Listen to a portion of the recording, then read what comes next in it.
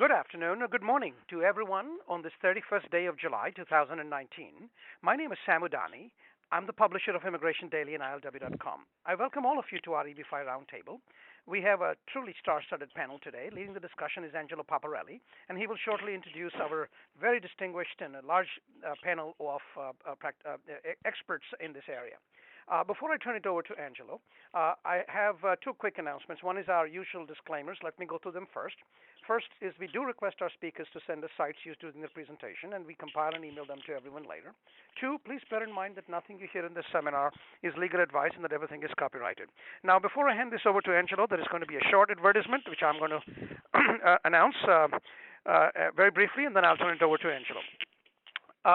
ILW is pleased to announce 48 EB-5 investor events, 24 in India and 24 in America. We are still considering Turkey. These are both under the regular Reg D process and general solicitation under 506C. All our events are limited participation events, usually 4 projects at each event. There is no charge for immigration attorneys, but any attorney at our event has to be nominated by one of the projects presenting. Some of our event sets are sold out. Some have only 1 seat left. Some are more. Your project may be a great fit or it may not. Please write to webmaster@ilw.com so we can start the dialogue. Once again, webmaster@ilw.com. And for those who are not interested in our events for exhibiting or presenting, we do have a lot of free information, which we always in our tradition have continued to provide. We have a new YouTube channel. I encourage you to subscribe to it. There is sometimes overwhelming amount of information coming to us during this grace period. So we are using the YouTube channel to get as much information out as we can. We have various other social media platforms in addition to Immigration Daily. All of those are free, and we encourage you to sign up. Once again, if you want to talk to us about any of our events, contact us at webmaster@ilw.com. Now, with that, I turn this session over to Angelo Paparelli. Well, good morning and good afternoon to our audience. It's an exciting time in terms of tumultuous change in the EB-5 landscape. We have a star-studded panel. Gary Friedland is a scholar in residence at the Stern School of Business at NYU. He was commented on in the rule as it was published in the Federal Register 3 different times on various points, and he is a very well-known and respected scholar in the EB-5 jurisprudence and business world. Carolyn Lee is one of the premier EB-5 lawyers. She has distinguished herself by her writing and her eloquence at the podium, and she's also this year the chair of the IIUSA Public Policy Committee. No, actually I'm not. I'm the chair of American Immigration Lawyers EB-5 Committee. I misspoke. I apologize. It's the boon of the AILA and IIUSA's apparent misfortune. But in any event, I'm going to move on to Randal Johnson. Randy is a partner at Seyfarth Shaw and is involved in our government policy and government relations advisory team, and also the past vice president at the U.S. Chamber of Commerce with immigration and labor, his portfolio. And we have David Warburg, who is a capital markets and EB-5 securities lawyer of great talent and distinction, and so it's an exciting time. David is a partner at Seyfarth Shaw, and I am as well. And so let us begin.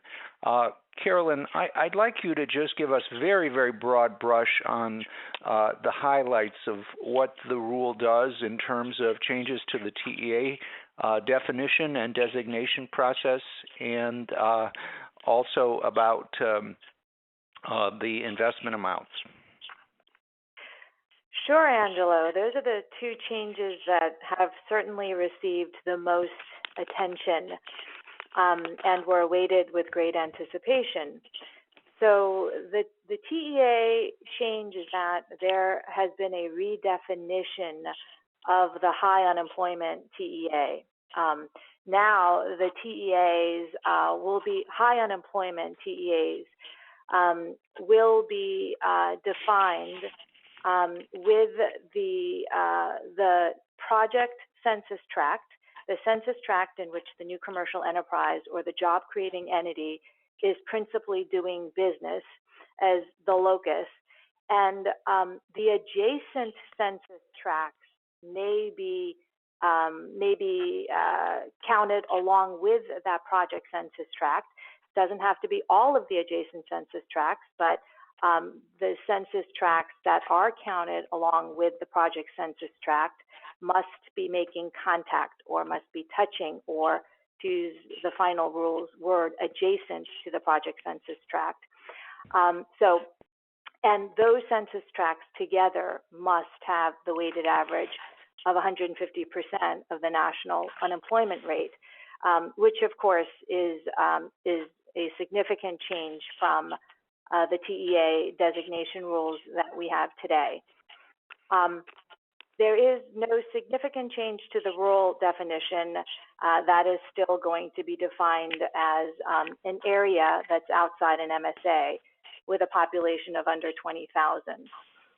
The second significant change with respect to high unemployment TEAs is the manner in which that high unemployment TEA would be determined. Right now, as we all know, high unemployment TEAs are typically established by state designation letters. The final rules would do away with that completely.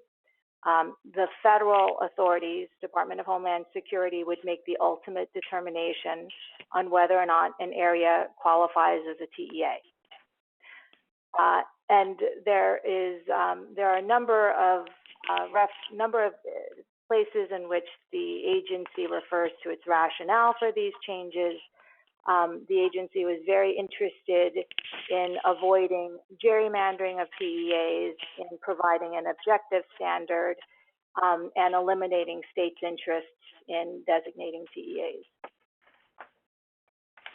And of course, the investment amounts. Right. And in terms of the investment amounts, pretty short answer there. For TEAs, we would have a new investment of $100,000. And for non-TEA investments, we would have a new investment threshold of $1.8 million. So the notice of proposed rulemaking had the TA amount at 1.35, and so we've come down on the TEA investment threshold, but remain the same on the non-TEA.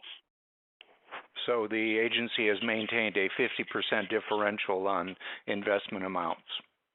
Correct. Okay, thank you. And of course, this takes effect on November 21. So we'll get into transition issues and the mad rush to file in a bit. But I want to turn to Gary Friedland. And Gary, you have been a proponent of the elimination of TEA gerrymandering. I'm hearing some background sound, Sam. I don't know if everyone is, and I just want to make sure the operator is attentive to that background sound. Yes, Angelo, I'm right here. We are hearing some crackling. I would request our speakers, if you're not speaking, to please hit the mute button. And whenever you want to speak, anytime, if you want to interject during and participate in a discussion, just hit unmute and continue. But that's probably the cause of it. I have hit mute myself when I'm not speaking. I hit mute myself, so I practice what I preach here. And with that, Angelo, I request you to go forward. Okay. So, Gary, you have been a proponent of the elimination of gerrymandering for TEAs, and it appears that you got your wish, but in talking with you in preparation, you seem to have some concerns about the way USCIS has done this. Can you share your observations? Sure. Thank you very much. I appreciate being invited for today. At first, I'm very pleased that at long last that USCIS completed the job that the congressional reformers started. So since enactment, the TEA status has really been meaningless. It was rendered meaningless, particularly post the financial crisis, and that was our concern. And the problem is that even though the statute created a two-tiered system, we all know that virtually every project qualified, and thus every project qualified at the $500,000 level, so there was no incentive. And as we've previously discussed, there are really two critical ingredients to the TEA working the way that the statute intended, which is that you have the narrow definition, which Carolyn just described, as opposed to the gerrymandering type application that the states applied, and that there be a widespread. So while the statute provided for a $500,000 TEA discount, in practice it was zero. And now there is certainly, again, the narrow definition is accomplished, and the spread is certainly wider even than what was initially proposed by the regulations. In fact, it doubles that spread. It's actually wider than what the statute prescribed, and surprisingly, it's even wider than the spread that was incorporated into any of the bills that were considered by Congress over the past 4 years. So we're hopeful that finally this will work as an incentive by applying to only a limited number of projects rather than to such a high number of projects.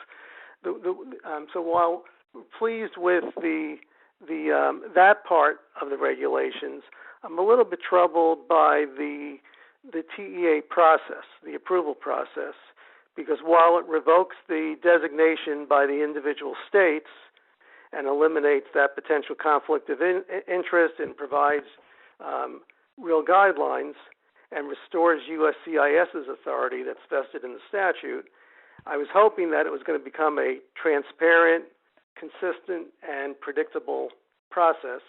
And if I'm reading the regulations correctly, I think there's some shortfalls. One is that the status can only be obtained as part of, and I'm referring to non-rural areas, because for rural areas they automatically qualify. But for non-rural areas, you could only obtain the status as part of an exemplar approval, which we all know is a very lengthy process, and in many cases, if not most, will not be available at the time of the offering, particularly for offerings starting November, or investments as of November 21st, or it would be included as part of the investor's petition.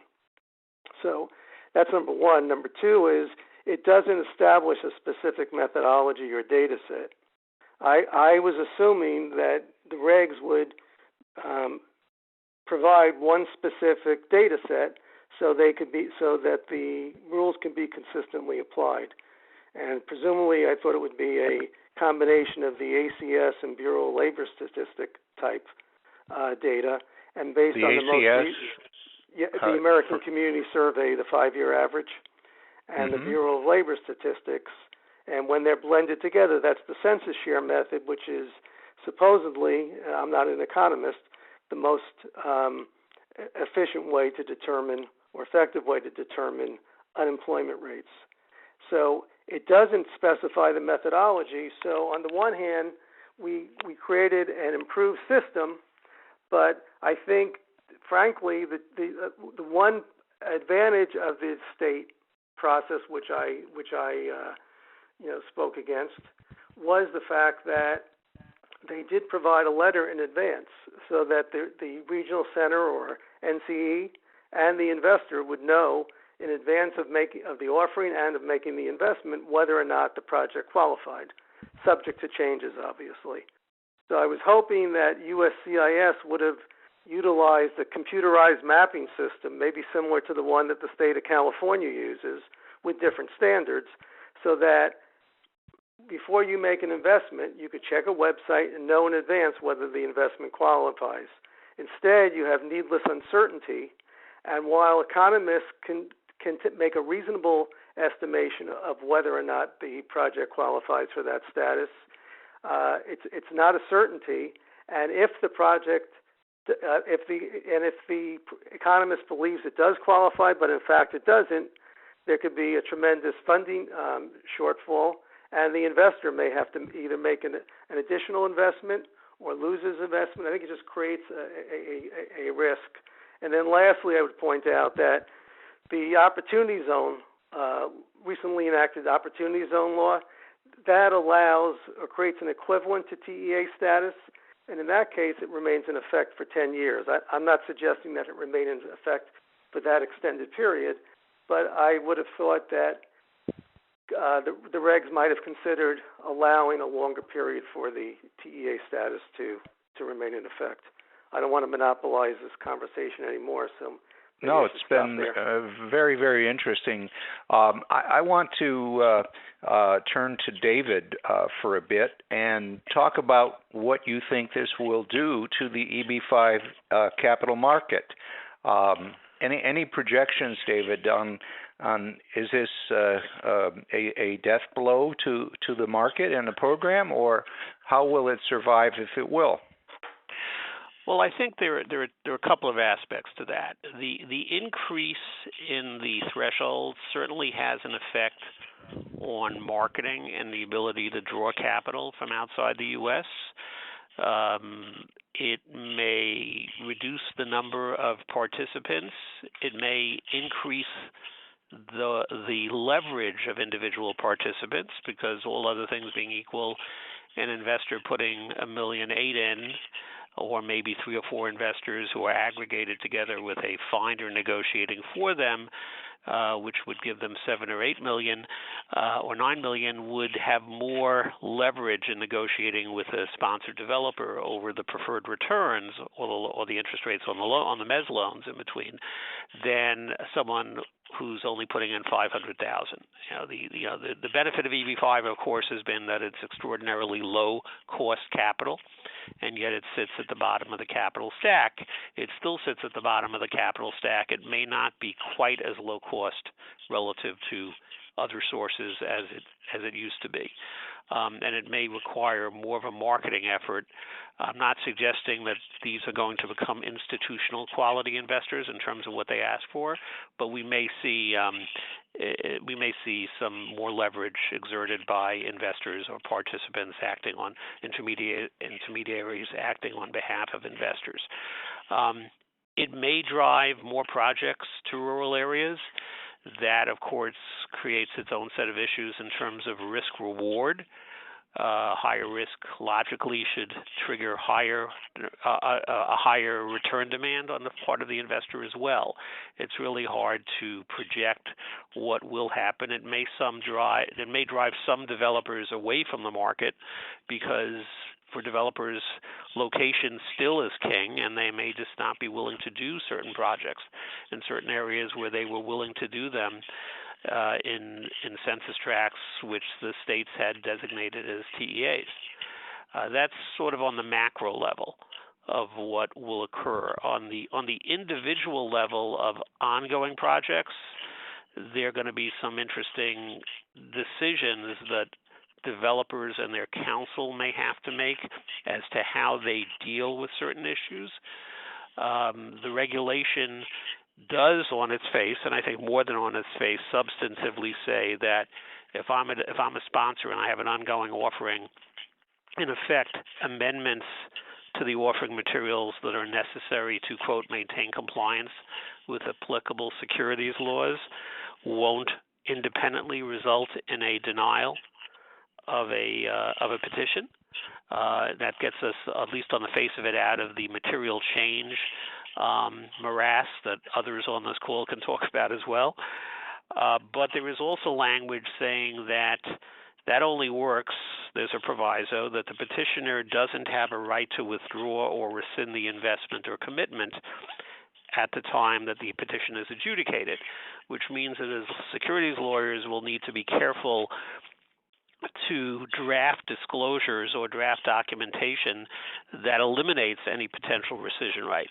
Now, on the face of it, and not more than on the face of it, for many offerings in progress, and we do have lots of deals that go on through the offering process for 2 or 3 or even more years, taking in investors even after they've hit a minimum, this may not be a real issue because if there's, disclosures have gotten better over the last several years. They've gotten fairly robust in terms of warning EB-5 investors in advance that there may be changes in regulation and that the sponsor reserves the right to, for example, in many cases we've provided that the sponsor reserves the right to increase the minimum capital commitment amount to match any increase in the required threshold.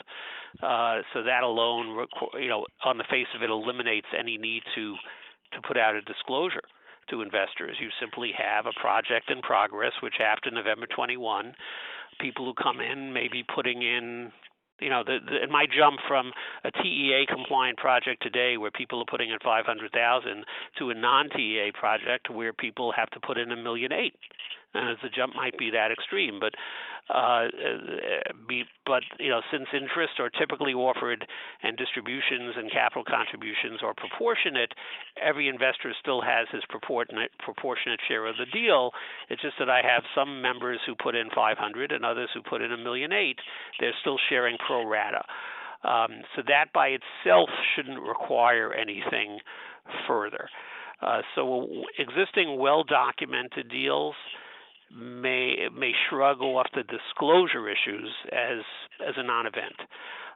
They may have some other issues in terms of the ability to to find the money to close out the deal. That might be a disclosure issue. But most deals I've seen that we've worked on and we've seen in other people's documentation as well, very often have at this stage in the industry have fairly robust risk factor disclosures that they may have difficulty or may not be able to raise the total amount that they're trying to raise. Thank you. I'd want to go back to Carolyn and ask Angelo, this is Sam. Just interjecting briefly to let everyone know participating. This is our largest ever call in terms of number of participants. So we've broken all the previous records. Just thought I would mention that. Take it over, Angelo.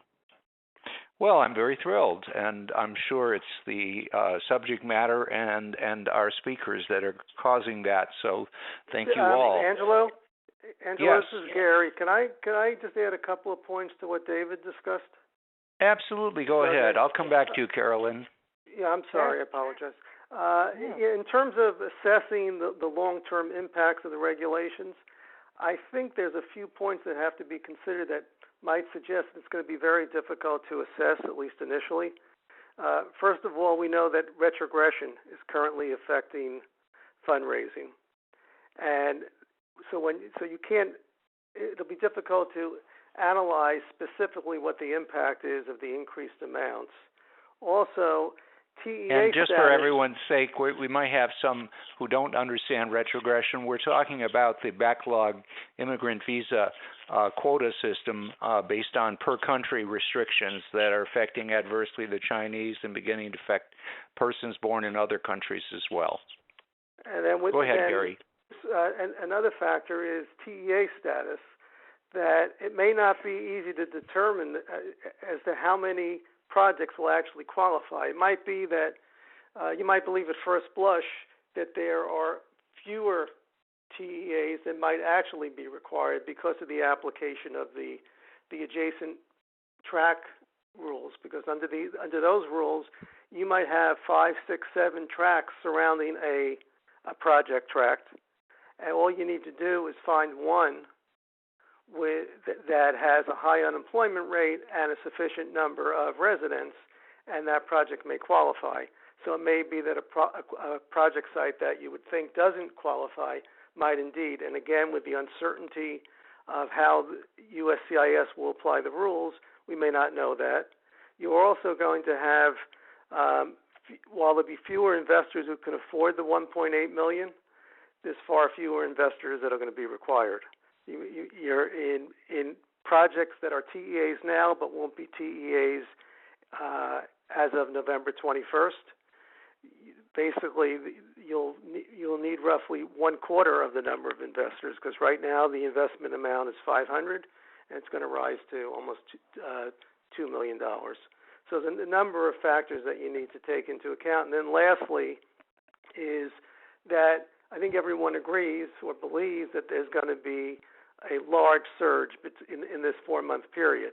So what you're compressing into the 4-month period is a large number of investors who might otherwise have invested over 1 year or longer or not at all.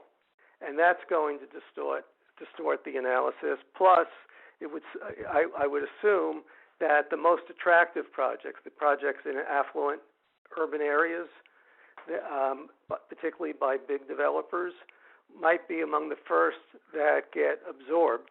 And who knows what projects will still remain unfunded as of November 21st. So it's something that we'll all have to follow. Thank you, Gary. Turning to you again, Carolyn.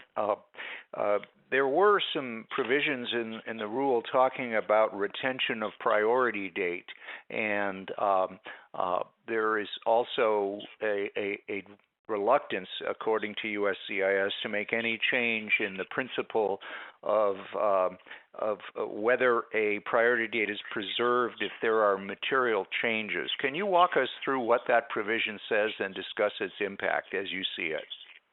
Absolutely. I think this is super important for everybody. This is sort of the stepsister to the more talked about issues that we've been discussing, the TEA redefinition and the investment amounts. So the final regulations would allow preservation of priority dates in certain instances, which is very important to investors who are stuck in the visa backlog that we've just discussed. A priority date, as I think most people listening know, is the filing date of the I-526 petition. And it is essentially an investor and investor families' place in line in the visa queue. And so when a project experiences material change, such as regional center termination, an approved petition is revocable. USCIS can take that approval away. A pending petition is deniable, and when a petition is denied or revoked, an investor has to go to the back of the line if he or she decides to refile to try to get an EB-5-based green card. So, for some families, this could mean that they've been waiting many years. Their petition has been approved, and they have a material change, no fault of their own. Their petition gets revoked, and they've got to go to the back of the line. And to boot, they may not get their money back because, of course, their investment had to be committed and at risk with no right of getting that investment amount back. So this does give us tremendous reprieve, although it's pretty circumscribed. It is limited to approved petitions. So if your petition is pending, and now we have 45.5 months where the petition can be pending due to a recent leap in processing times, and your regional center was terminated, this is no fault of the investor, that petition will not anchor a preservation of the priority date. So it has to be an approved petition. It can't be revocable or revocable based on fraud or some bad act on the investor's part.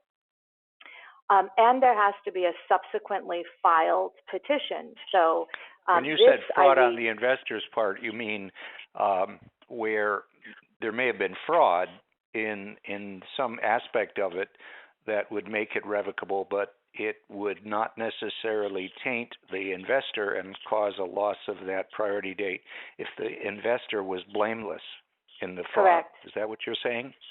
That is exactly right. Exactly. Okay. So it has to be a clean petition in that respect, no taint or fault on the investor's part. And then the investor has to refile. And of course, the refiling would be under the new rules. So it would be $900K at minimum if it's in a TEA, if the second petition is based in a TEA located investment. And then that second petition has to also qualify. And to me, that kind of teases that concept of the second petition that could use the earlier priority date needing to qualify raises a number of questions that I think will need to be worked out So let's take the JPEAC scenario where we have a regional center termination, a number of approvals, no fault on the investor's part. And we think that those investors and those innocent new commercial enterprises, there were new commercial enterprises affiliated with the Vermont Regional Center that had nothing to do with JPEAC. It seems that that new commercial enterprise should be able to reaffiliate with a different regional center that's viable and maintaining its designation. And those investors, yes, they may have to pay a new filing fee, but their priority dates should be preserved under the new rules. So I think that you mean more than a filing fee. You mean a higher investment amount. Exactly. So that's right, a filing fee and a higher investment amount. But the project itself, it was approved under the old rules. Job creation is established, same investment structure. So on those axes, the petition should qualify. And what about age out of children who reach age 21? And surely USCIS took that into consideration in their liberalization of the priority date retention, correct? Well, it looks like they thought about it and in response to comments, but the agency's response on that is that they can't do anything about it because the operation of the Child Status Protection Act is statutory. Mm-hmm. So there is no reprove or grandfathering for children. So children are going to be out of luck if the investment is based upon a parent's investment, and they could be the unfortunate victims of one of these unforeseen circumstances. Am I correct? That is correct, and I think it's notable on that point that legislation would propose to fix that.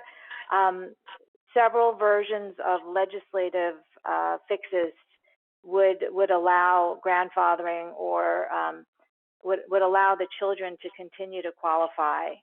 So that's a fix that looks like we'll need legislation to effect. So what happens if the investor can't cough up the additional cash? They don't have $400K sitting around. I think it seems to me, this is my reading and perhaps I'll be proven wrong. To me, I read that as the price of retaining the priority date under the new rules. Mm-hmm.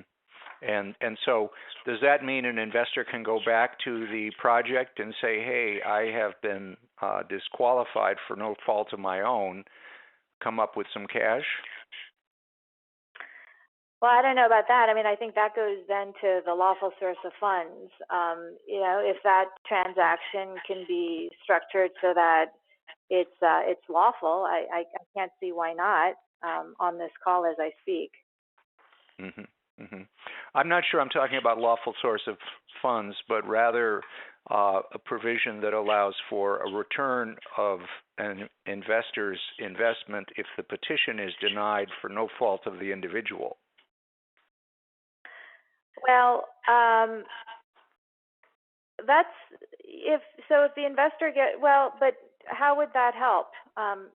Even if the investor were to get the original principal back, if I'm right, and they still need to come up with $900,000, well, they would apply that $500K they got back, and plus they would need to find $400. Right. No, I'm talking about the impact on the project, the impact on the entire aggregation of investments by all of the investors. It would seem to me that could put a project at risk and create a material change that would require amended disclosures, and it's uncertain as to whether priority date retention would be available for those that could cough up the additional money. Well, that's so interesting because we're kind of going in a loop with that. Because it's not. I don't think it's likely that as a result of that of a restructuring, if it can be done, would constitute material change, because we're foregoing the first one. So if we're deeming that kind of a restructuring as a material change on the first, well, that was our assumption going in. So the second petition would reflect that restructuring. I think perhaps the bigger problem would be, in that reaffiliation scenario, for example, let's say it was structured with X amount of investors to take Y amount of capital. Well, does that project then need $400,000 more from each investor? Probably, I don't know. I mean, in some instances, maybe yes, and in other instances, no. So how is the project going to be able to absorb that? I guess is a big question. That triggers a redeployment question then, doesn't it? Well, possibly. Let me just ask you something else. When the proposal came out, it was contemporaneous with an advance notice of proposed rulemaking, and that dealt with a fair number of securities and integrity measures affecting the regional centers and projects as well. But that is something USCIS hasn't acted on. To what degree do you think that hovering, unfinalized change might play on the market here, Carolyn, given that we saw commentary in this final rule about the threadbare nature, the thin capitalization of many of the regional centers? What do you think is going to happen if and when that ever gets enacted or promulgated in final form? Yeah, well, that was very interesting to me, the advance notice of proposed rulemaking, which I think may have preceded the NPRM by a couple of days. And it was an exercise of DHS soliciting comments on, it seemed, a number of different questions that the agency itself was asking about regional center oversight and administration. Very few comments were provided. AILA provided extensive comments because these are questions that greatly interest us as advocates. How to define material change, process, should there be bifurcated process for exemplars and regional center designations, and so forth. I am not sure whether DHS believes that it has the statutory authority to take those comments and those questions and actually promulgate regulations. We know from a letter that Jay Johnson wrote to Congress back in, I believe it was 2015, that DHS, at least DHS under Jay Johnson's leadership, did not believe it had the statutory authority to fully oversee and administer the regional center program and deter fraud in the way that it thought it needed to do, and sought statutory reform and authorization to do that. So my read on the ANPRM is that it's a fascinating glimpse into DHS's own sort of self-reflection. I'm not sure how much further the service can. Maybe there'll be another notice of proposed rulemaking. I don't know whether the agency can do that if it believes that it doesn't have the statutory authority to actually implement and finalize regulations thereafter. That's my read on that. I want to ask you a technical question, and I hope it doesn't surprise you because we didn't get a chance in our prep session, but it seems to me on removal of conditions, if USCIS denies the removal of conditions, they've changed the burden of proof in removal proceedings. It used to be that the burden of proof was on the government to say that the denial was proper. But now it seems to shift the burden of proof to the investor to show that the removal should have occurred, removal of conditions. I don't read it that way. You don't? It's okay. No, I don't. I think, the 829 changes are mostly technical as far as I can read it, and Now that you raised it, because I respect you so much as counsel, I will go back and look at the changes to 16.6. But the burden is always with the petitioner to establish by preponderance of the evidence eligibility for the benefit, and that's in the 829 context, as in the 529. The burden shifts Right. once the service has denied it, and you are in proceedings thereafter. Then the government has to prove that they made the right decision. And that's what I'm saying. It seems that the regs changed the burden in removal proceedings. I didn't think it did that, but I will go back and check. Okay. Well, we don't have to hold back on that. I want to turn to Randal Johnson so that we can hear what Congress might have to say about all of this. Is Congress going to step in and be Mighty Mouse and save the day, Randy? Well, a lot of this sounds a lot like deja vu, and for the past 4 years I've been involved in this issue, Angelo, as you know, on the Hill, really in a position opposite of Senators Grassley and Leahy and Chairman Goodlatte at that time and Representative Conyers, basically over the rural versus urban issue. And as people know, we were able to block changes to the regulation. But it's a lot easier to block things than it is to get things done. And I do want to remind people, first of all, that this program is going to expire here September 30th if Congress doesn't reauthorize it, or if things get too mucked up and people let it expire. Well, no one's going to be happy at all. Well, the direct investors would not be affected by a failure of reauthorization. It's the regional center program. Right, yeah. And so that's coming up only in a month, and something's got to be done. Now, I just want to mention that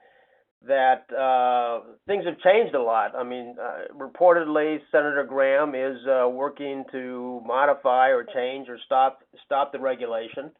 And I suppose for people on the phone, that's good news. I don't really have a feel for the depth of concern over this regulation yet, and whether or not people are really willing to storm the Hill. But Senator Grassley, if you look at his statement on the floor, it's quite clear he's committed to this regulation, and certainly Senator Leahy is in the same camp. And of course, Leahy is not just on the Judiciary Committee along with Grassley, but he also is the ranking on the Senate Appropriations Committee.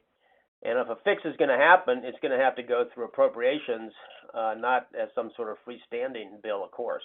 And in the House, we've got some new players, right? We've got where it was Goodlatte before, and Goodlatte was not necessarily in industry's camp by any means, but he understood the issues and understood the program. But now it's Jerry Nadler, who's obviously from downtown New York City. I get that, and I get the connections, but he's a very busy guy. And Zoe Lofgren is the chair of the House Immigration Committee, and her staffer worked on this reg down at DHS. And in the House, you have Nita Lowry, who from New York, and she chairs the House Appropriations Committee. But where she might be on this issue, I don't think anybody really knows. And of course, Doug Collins, who's the new ranking Republican on Judiciary, is new to the issue. So the point is it's a three-dimensional play on Capitol Hill, and that's good if you want to stop things, but it's not so easy if you want to get things done. And it's possible, perhaps, that a narrow fix could, when they reauthorize the program, that at the same time, maybe a short-term fix along the lines of extending the November effective date is possible, given that that's a relatively narrow fix, allows Congress to buy more time to consider this issue, which, of course, is an argument we've used for 4 years now, and gives the industry more time to figure out how to comply. But I think that it's a tough road to hoe here, and if people are really upset about this regulation, they need to start thinking about a Hill strategy about who to approach on the Hill, who their allies are, and perhaps not rely on the typical cluster of companies that were 5 or 6 that I worked with to carry this through. And I think it's Paul Ryan was a champion of ours in the past, and of course Paul's gone, and Pelosi really hasn't been a player on this, so that's another unknown. Mitch McConnell's staffer who handled this issue is now gone. So we have a lot of these potential roadblocks, but there's a lot of these just sort of practical issues of the deck chairs have changed and people are in different positions or they've left. Any of these could put sand in the gears and result in defeating an effort to kill this regulation. Now, as far as the Trump administration, did I understand you to say that there might be a possibility of deferral of the effective date of the regulation when the reauthorization of the regional center program comes up? Angelo, I'm speculating on a narrow fix that sounds reasonable and buys time, and is sort of an argument that in the past the Congress has bought into, or the players have bought into, in the sense of, hey, let's just buy some more time to let industry comply or figure out how Congress can react to this, rather than trying to rush through something by the end of September. What about a congressional resolution of disapproval that's allowed when regs go into effect? Any chance? Yeah, of I've handled like 3 of those successfully. But in this case, that would take an up and down vote, of course, in both the Senate and the House. And in the Senate, of course, it can't be filibustered, which is the magic of it. But in the House, it would take an up and down vote. And I just don't see the House Democrat caucus agreeing to changes in a program like this, which is viewed by many as a program for the rich, when the Congress has not been able to get anything done for the DACA recipients or TPS or anything else for that matter. So it's really got to be an appropriations fix that the appropriators have bought into, the committees of jurisdiction have bought into, and the leadership has bought into. So that's a lot of dominoes that have to fall to make it happen, and it's going to take some heavy lifting. And I guess I'd say to those people on the phone, how upset are you about the reg, and how much elbow grease would you be willing to put into to try and get some kind of fix on Capitol Hill? Let me ask you, there's another bill that's gotten through the House and is waiting action in the Senate, which is the Fairness for High Skills Immigrant Bill, also known as the Per Country Caps Elimination Bill, where the disadvantage to persons born in India and China and some other oversubscribed countries might be neutralized. Is that first of all, is there any chance that something like that will happen? And if so, what would be the effect on the EB-5 program? Well, there's several holds on the bill. Senator Lee, it's no secret, has a hold on the bill because of concerns about how the numbers would affect Philippine nurses. I don't know enough about the mechanics as to why that is exactly true, but there's some way the numbers interplay to adversely affect nurses down the road. Look, in the past, I predicted that bill would pass, Angelo. So, and I've been wrong. It's overwhelmingly passed the House bipartisan basis. It would have to go to the Senate floor on UC because Mitch McConnell cannot bring it up on a regular process because it would open up the whole UC unanimous consent. Unanimous consent. So that means no senator could object, and even if there's an overwhelming majority, McConnell wouldn't bring it up because it would open up the whole immigration debate, unless he could cut some kind of a deal with Schumer, I suppose. But I just don't think that would happen on that bill. You know, how the per country bill would affect the EB-5 program, I'd leave it more to you experts to answer that. It would be. In a broader perspective, assuming Senator Grassley doesn't ruin the program through changes to the H-1B program, which are, of course, he's got various changes out there floating around to attach to the per country bill. It certainly would be a great thing for the country, in my view. But okay, so, Sam, I think we want to give the audience a chance to ask a few questions, and if there's a reticence on their part, we can come back and I can ask the speakers a few more things. So why don't we give them a chance? Sure. Folks in the audience, I'm without my usual technological tools, but Ellen here is going to guide us through it. Ellen, as you see people sign up, please give us some indication of the queue. But we'll take as many questions as we can. Press *1. Once again, *1 on your touchtone phones, and you can pose any questions or comments that you have to the panel. *1 on your touchtone phones. Ellen, do we have any early questioner? Yes, we do. Please go ahead when you hear that your line has been unmuted. Okay, and once again, for the whole audience, keep pressing *1. We'll take as many questions as we can. And a request to the panelists, we expect a fair number of questions given the size of the audience. If we could handle the questions as expeditiously as is appropriate, I'd appreciate that. And with that, from the first line, Ellen, please announce the line of the questioners, and one by one, the name of the first person, please. The first question is from Dilip Patel. Sam, good afternoon. Great panel, great discussion, everyone.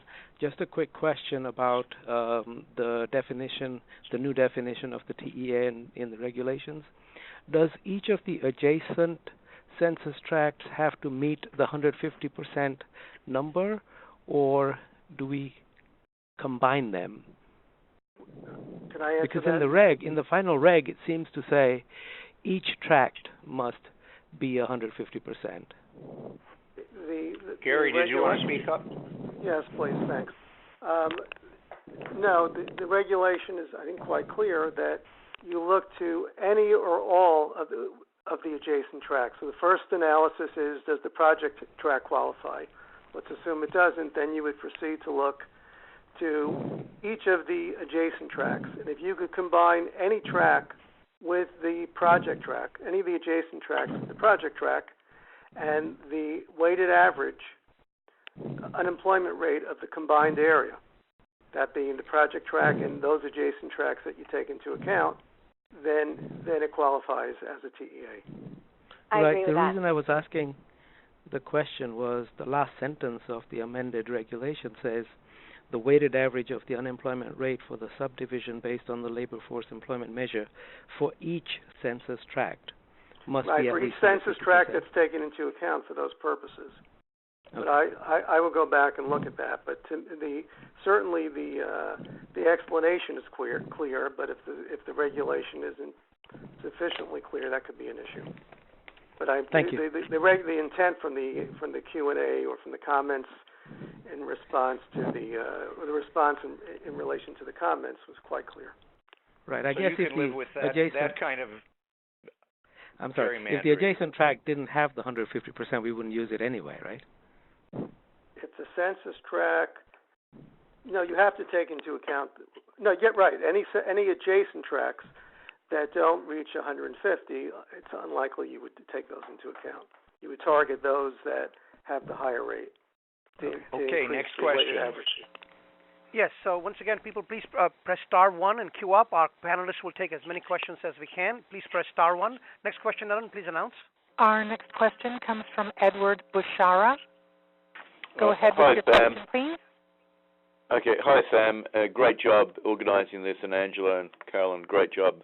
But this comes to a question that you posed about the increase in the amount from 500, let's say, to 900,000 after November the 21st, and the concern of the extra 400. What's going to be that 400? What is it going to be used for?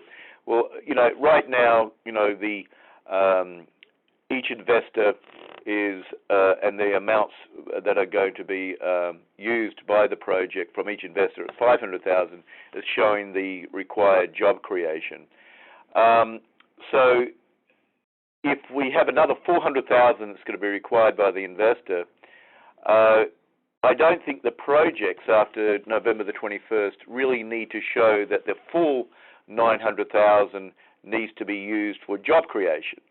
So there's maybe ways and means that the projects can use these extra amounts now for other purposes besides job creation.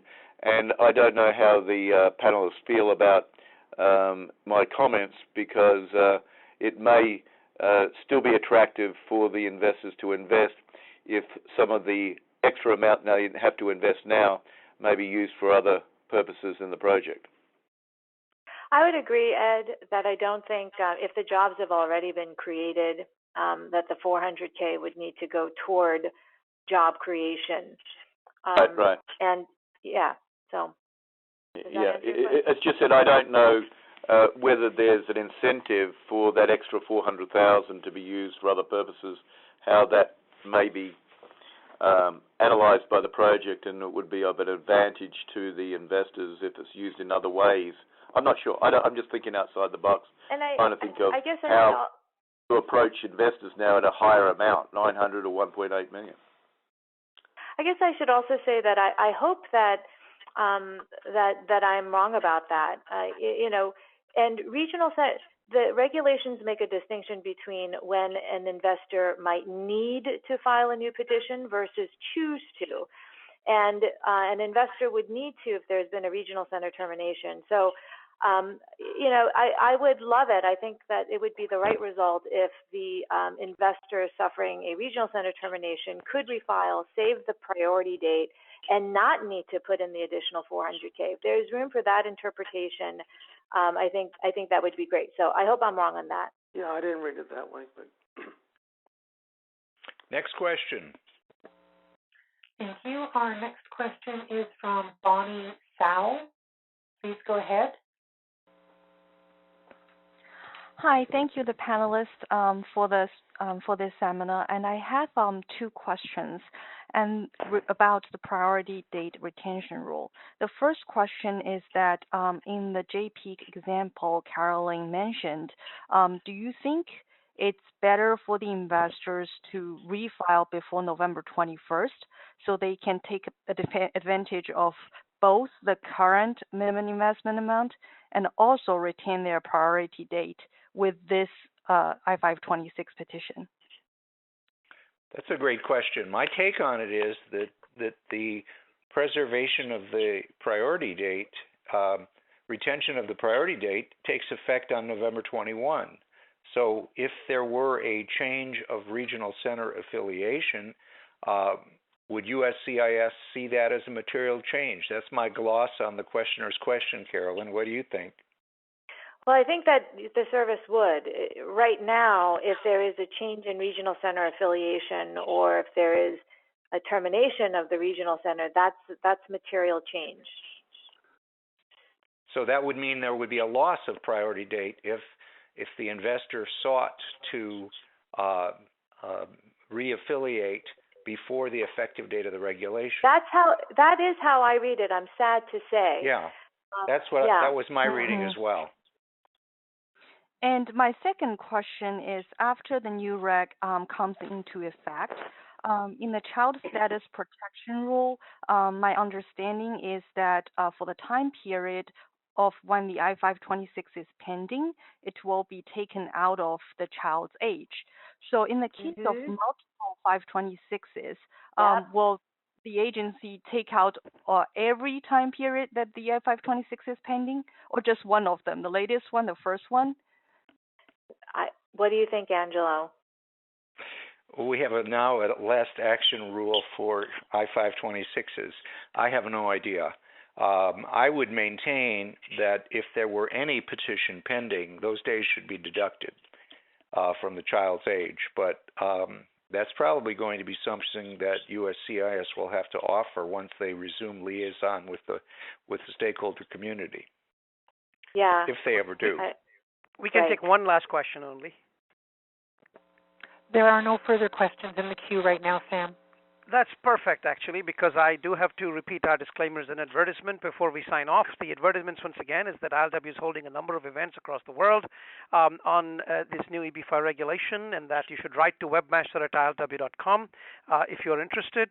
Also, we do have our YouTube channel where we will continue to distribute free information as this grace period proceeds. I do want to mention one last point for those listening, that if you want a recording of this, we'll make it available for free. If you have colleagues of yours or friends of yours who want to benefit from all the amazing information that was just shared by the panel, please write to webmaster@ilw.com, and touch wood, within one business day, we're going to get you the recording to listen to at your leisure. Now, Sam, I need... Yes, go ahead. Before you close, I just want to add one caution that we ran out of time. The race to invest before the effective date, some have suggested may entail skeletal I-526 petitions.